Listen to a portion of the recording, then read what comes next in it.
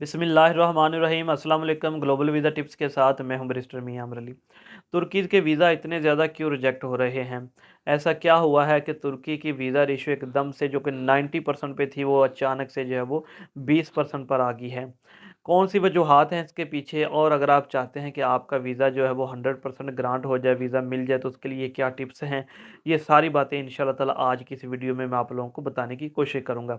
लेकिन उससे पहले मेरी हमेशा की तरह एक छोटी सी रिक्वेस्ट होती है कि अगर आप ट्रैवल से मतलब, इमिग्रेशन से मतलब या फिर वीज़ा से मतलब लेटेस्ट अपडेट हासिल करना चाहते हैं, तो आप मेरे इस चैनल को ज़रूर सब्सक्राइब करें, साथ में बेल आइकन के बटन को भी क्लिक करें ताकि ये आने वाली सारी लेटेस्ट वीडियोज़ इन्फॉर्मेशन आप तक बर वक्त पहुँचती जाए। देखिए, अगर हम बात करें 2 माह पहले की या 3 माह पहले की, तो तुर्की वीज़ा हमारे लिए, पाकिस्तान के लिए बहुत ज़्यादा आसान था। जो भी बंदा तुर्की का वीज़ा अप्लाई करता था, उसका वीज़ा जो था वो ग्रांट हो जाता था और उसकी रेशो 90 प्लस थी।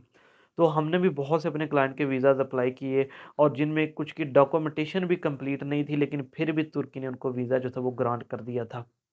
लेकिन अब अचानक से ऐसा क्या हो गया है कि अगर आपके पूरे डॉक्यूमेंट्स भी हैं और इवन कि आपकी कुछ ट्रैवल हिस्ट्री भी है, तो फिर भी तुर्की जो है वो आपको वीज़ा ग्रांट नहीं कर रहा। जो हमारे सामने वजूहात आई हैं, जो हमने थोड़ा-सा सर्च आउट किया है या लोगों के रिव्यूज़ लिए हैं, तो हमारे सामने 2-3 वजह आई हैं। नंबर 1 ये भी एक अफ़वाह है कि जी तुर्की जो है वो आने वाले दिनों में शेंजन्स में जो है वो शामिल हो रहा है, तो इस वजह से भी वो पाकिस्तानियों को वीज़ा ग्रांट नहीं कर रहा। ये रीज़न बिल्कुल नहीं है, क्योंकि ये एक अफ़वाह है जो कि मैंने स्टार्ट में कही। नंबर 2, अब देखें कि जितने भी पाकिस्तानी पिछले 1 साल में या 2 साल में गए हैं तुर्की में विज़िट वीज़ा के ऊपर, उनमें से जो तकरीबन 80% थे, 82% थे, वो वापस नहीं आए। यहाँ से उन्होंने टूरिस्ट वीज़ा लिया, तुर्किया गए, तुर्किया से आगे वो स्लिप कर गए। कुछ लोग वहीं तुर्की में कोई काम-शाम करना शुरू हो गए, ओवरस्टे ले लिया। कुछ ने वहाँ पे टीआरसी के लिए अप्लाई कर दिया। कुछ जो थी वो 2 नंबर तरीकों से डंकी के ज़रिए जो दूसरे ममालिक में चले गए। तो इस वजह से अब तुर्किया ने जो है वो नए जो विज़िटर हैं उनके लिए बहुत ज़्यादा स्ट्रिक्ट पॉलिसी कर दी है अपने मुल्क के लिए। अगर आप अब तुर्की का वीज़ा अप्लाई करना चाह रहे हैं, तो आपके लिए ऐसे ही है जैसे आप किसी शेंजन कंट्री या किसी बड़ी कंट्री अमेरिका, कनाडा का वीज़ा अप्लाई कर रहे हैं। बिल्कुल सेम वही अब आपके पास उतने ही चांस हैं जितने किसी बड़ी कंट्री के लिए होते हैं। क्योंकि ये सबसे बड़ी उनकी रीज़न है वीज़ा ना देने की, कि हमने इतना ज़्यादा मिसयूज़ किया कि हम वो उन्होंने बिल्कुल हमें जो है वो वीज़ा ग्रांट करने बंद कर दिए। इवन कि अब वो लोग भी जिनकी बहुत ज़्यादा अच्छी ट्रैवल हिस्ट्री थी, उन्होंने मुख्तलिफ़ कंट्रीज़ में गए हुए थे, थाईलैंड में, जापान में या आगे-पीछे बहुत ज़्यादा कंट्रीज़ में गए हुए थे, उनको भी जो है वो तुर्किया ने वीज़ा ग्रांट करना बंद कर दिया है। इसीलिए मैं अपनी हर वीडियो में इस बात पर ज़ोर देता हूँ कि जब आप विज़िट वीज़ा के ऊपर जाएँ, तो आप वापस अपनी कंट्री में आएँ, क्योंकि आपसे जो बाद में आने वाले हैं, उनके लिए मुश्किलात पैदा ना हों। अब वो लोग जो पहले थे, देखें वो चले गए, वो वापस नहीं आए, तो अब जो बाद में, अब जो मतलब जो ओरिजिनल टूरिस्ट है, जो कि जिसको शौक है घूमने-फिरने का, वो भी जाना चाहता है, तो उसके लिए भी इस वक़्त बहुत ज़्यादा मुश्किलात पेश आ रही हैं। अब इसका हल क्या है? उसकी तरफ चलते हैं। मेन रीज़न तो मैंने आपको बता दी कि वीज़ाज़ क्यों रिजेक्ट हो रहे हैं, ठीक है? अब उसका हल ये है कि आप जो पहले आपकी अगर फ़ाइल जो थी इनकम्प्लीट थी, या आप नॉर्मल सा कवर लेटर भी लगाते थे, तो आपको वीज़ा ग्रांट हो जाता था, लेकिन अब आपने ऐसा नहीं करना। आपने अपनी प्रॉपर फ़ाइल बनानी है, प्रॉपर उनको एक ट्रैवल प्लान देना है कि आपने तुर्की में कितने दिन रहना है और क्या करना है। इसके अलावा आपने जो कवर लेटर देना है, अपना सारा फ़ोकस उसके ऊपर देना है। आपने अब बताना है कि आप जॉब क्या करते हैं या आप बिज़नेस क्या करते हैं और आप वापस क्यों आएँगे, ये रीज़न भी अब आपने उनको बतानी है कि क्या रीज़न है जिसकी वज़ह से आप वापस आएँगे।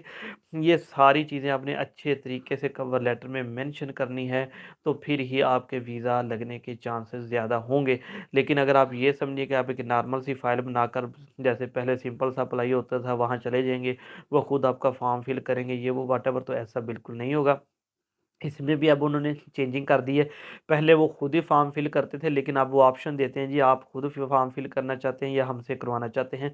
तो ये भी उनकी थोड़ी-सी चेंजिंग आ गई है। और इसके अलावा जो मैंने आपको बताया कि वीज़ा रेशो क्यों गिरी है, ये रीज़न जो है वो हमारे लिए अच्छी नहीं है।